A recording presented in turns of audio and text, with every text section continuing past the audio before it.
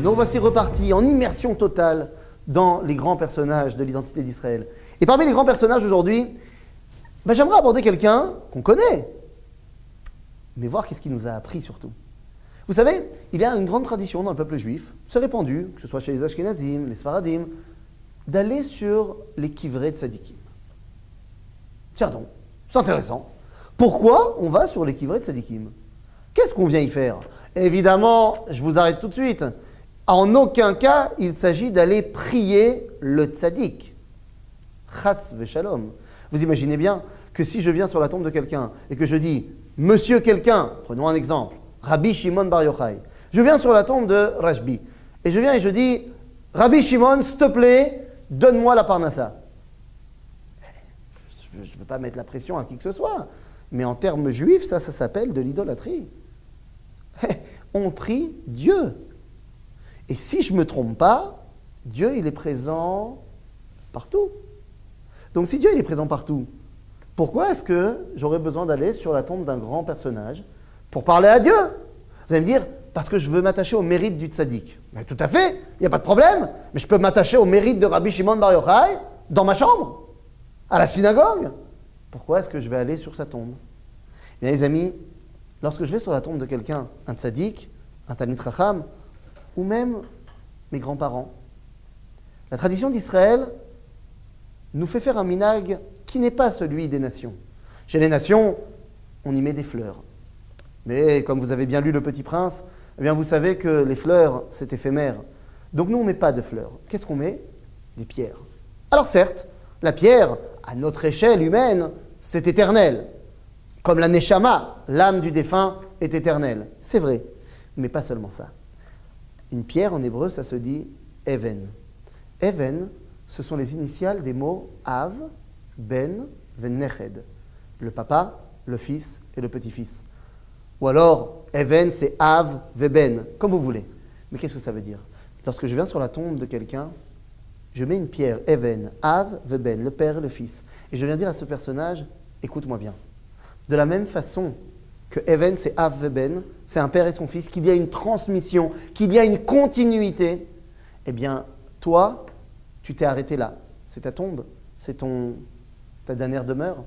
Eh bien, sache que moi, je pose cette pierre et je dis, de là, avec tout ce que tu m'as enseigné, je continue.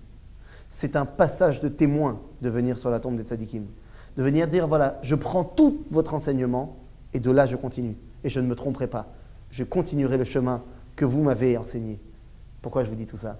Eh bien, parce que le premier qui a été sur le kivrei tzadikim, vous savez qui c'est? Kalev. Kalev ben Yefoune.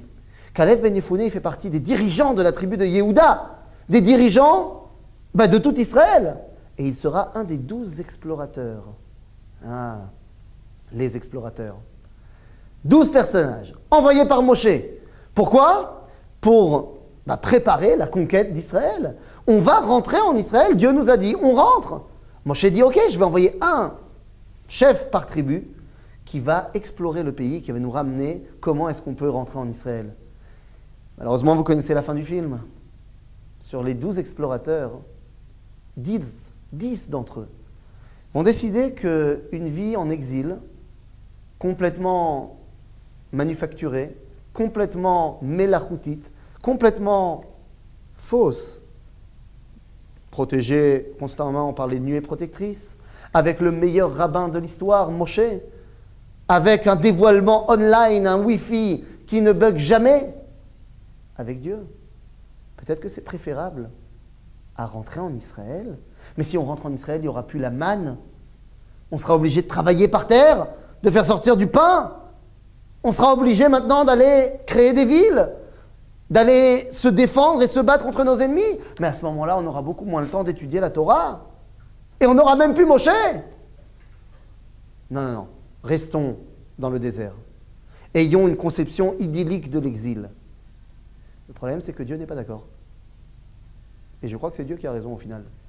Et Dieu dit, vous n'avez pas compris, vous ne voulez pas rentrer, mais vous ne rentrerez pas. Les seuls qui vont rentrer, c'est ceux qui ont bien parlé, Yehoshua et notre Kalev. Seulement Kalev, lorsqu'il est rentré avec ses 12 collaborateurs, avec ses 11 collaborateurs, lorsqu'ils sont rentrés en Israël pour vérifier, eh bien, on nous dit, Vaya'alu banegev Vayavo à Hebron. Ça veut dire quoi, Vayavo à Hebron? Lui, il est parti tout seul à Hebron. Nous dit le Talmud, Kalev est parti tout seul sur la tombe d'Avraham, Yitzhak et Yaakov. Et qu'est-ce qu'il a dit? Ta'azrouli, que je ne tombe pas dans le complot des explorateurs. Ça veut dire quoi?